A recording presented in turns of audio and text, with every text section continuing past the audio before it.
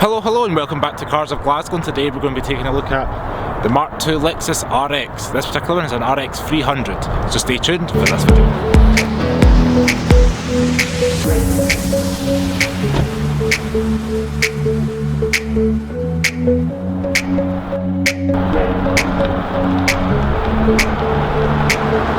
So the Lexus RX is a mid-size crossover that competes with the likes of the Jaguar F-Pace, the BMW X5 and the Mercedes-Benz M-Class stroke now GLE.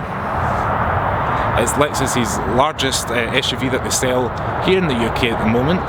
Obviously if you're over in North America or the Far East, they've got things like the LX and GX models. So if we start off with the front of the car, I actually quite like how the front end looks. These are kind of inspired by the SE in my opinion. I know the SE headlights were famously known for being designed by the South of France yachts. We've got a nice small size Lexus grille, which if anybody's seen recent ones in 2020 and know how big they are now. So just below the grille we've got a little air intake here. So if we move to the side of the car's riding on 18-inch alloy wheels. These cars have got quite a thick sidewall, so it helps with the comfort on the road. And we've got a subtle character line running across just from the indicator to the side all the way across to the top. And being a car from the mid-2000s, we've also got these dual dash bumper protectors that were implemented in most cars from this era. If we move round to the rear of the car, as everything's get a little bit big and chunky, however Lexus have managed to kind of break that up with a little bit of chrome accents, and the clear tail lights kind of got a more modern appearance considering the age of the car. We've got a little built-in roof spoiler up here with your front brake light built in up there. So while we're at the back of the car, we may as well start off with the boot. So you hold down on the key for the power gate and the power tailgate pops up to life. And you've got a decent sized boot space.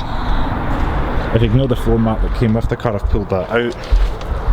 But as you can see, everything is cream carpet, so if you've maybe got a dog or don't mind putting a rubber mat, we've got a nice size, decent size cover, and you can also pull this back if you wish for some privacy. And you've got some tie down hooks and a little bit of storage and your first aid emergency stuff underneath the floor there. And to close the boot, you can simply just push the button on the tailgate,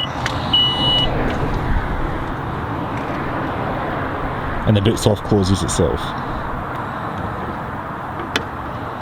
So if we jump into the interior of the cabin, we've got a nice blend of quality plastics and some leather and wood.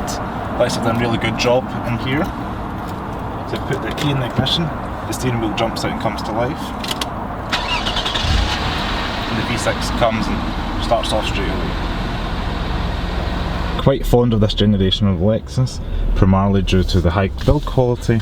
And we've also got these three pods for the gauges. We've got your rev counter on the left, you've got your speedo on the right, and then you've got your engine temperature and your fuel gauge on the far right. Also got your gear select mode there, so if you pop down into, say for example, reverse, it pops up with an R there, and you get the camera popping up. All the way down for drive, and drive there. Switch it over to the right for sports, up for up, down for down. Being an SUV, you're probably like to leave it in drive for normal mode. Quite impressed that this car has a touchscreen and it responds not too bad. This controls things like your climate and, as I said, your sat nav.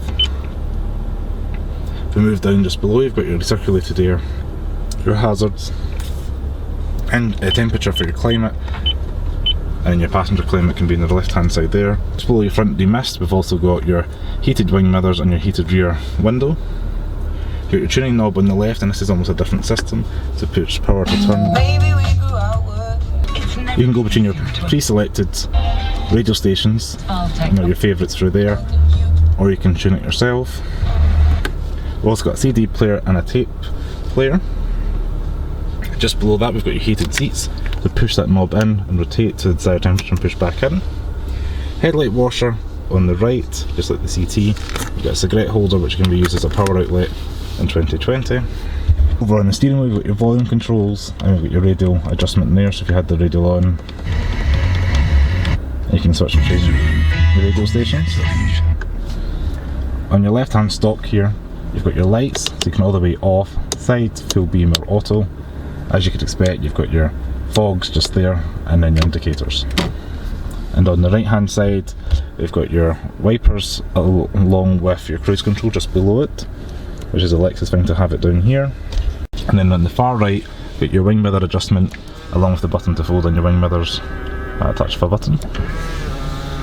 Got your memory seats on the right hand side, door lock, child lock, and then you've also got all round electric windows. And the quality materials are really high for this age of car and quality car. So you've got nice soft plastic up here, leather all round, wood down below, and then you've got the IS style door bins that pop out and slide towards the driver. Over in the middle we've got some cup holders there that I keep my keys, and I quite like this little storage area in the middle here. You push the open button and at touch of a button, push close and it closes automatically. One thing I noticed as well today is that you've got a little sneaky cup holder there. You can hold like a small takeaway cup or something like that. Here we've got your glove box, nice and lined with fuzzy stuff, nice and deep, and that's the size of your owner manual. Nice and thick, and yes, that's what she said. As you say, you're impressed with the overall build quality, and considering the car is 15, 16 years old, it's really held the test of time with regards to build materials. So the seats in the RX are fully electric, so you've got your forward and rear adjustment. This button here controls the back, and then this button on the far right controls your lumbar support. So one cool feature I realised is when you open the door when the engine's running, the door has a flashing light to let other drivers know on the road that the door's open. So that's quite a cool feature. So in the rear of the car, you've got seating for free, including a little cute avocado. It is bench style. We've got a relatively flat floor, so the avocado doesn't mind me squishing him for a second.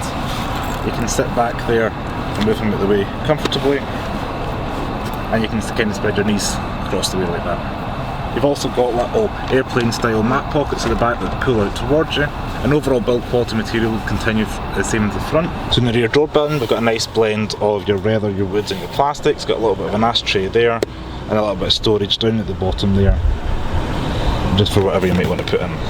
It isn't lined with anything fuzzy, it's just scratchy plastic. Up above we've got a small sunroof that can be adjusted at a touch of a button. So you can slide that forward and we get the tilt option, and if you pull that little button back and it opens right up. Being a day in February in Scotland, we're going to keep it closed at the moment, and you can just pull the sunshade back manually if you don't want any light in at all, but I quite like having it open just for a little bit of light in the cabin. So we pop the car into drive, just pull it all the way down and we're good to set off.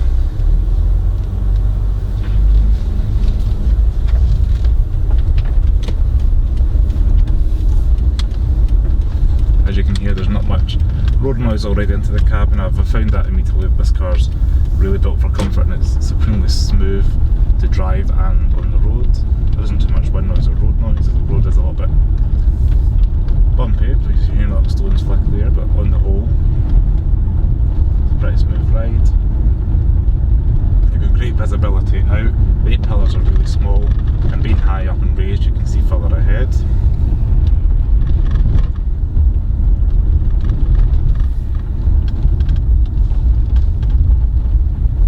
So go ahead and put the foot down now we've reached the national speed limit.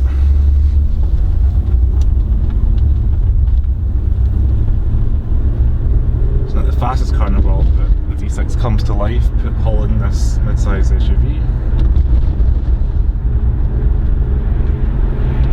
You can hardly hear the engine as well, which is one of the Lexus's USPs, and it's just really comfortable, as I said.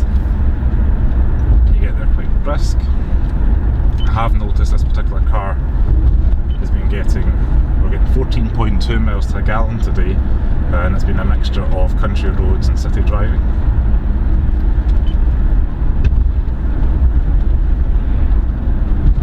Overall it handles competently, the brakes are smooth and the gear shifts are almost undistinguishable.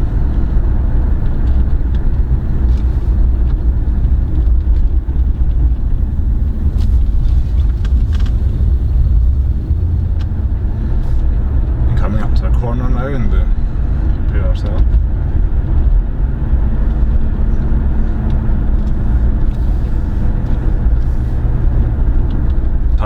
smoothly. It's a little bit numb feeling, you wouldn't be expecting an M4 level of engagement on a car such as this.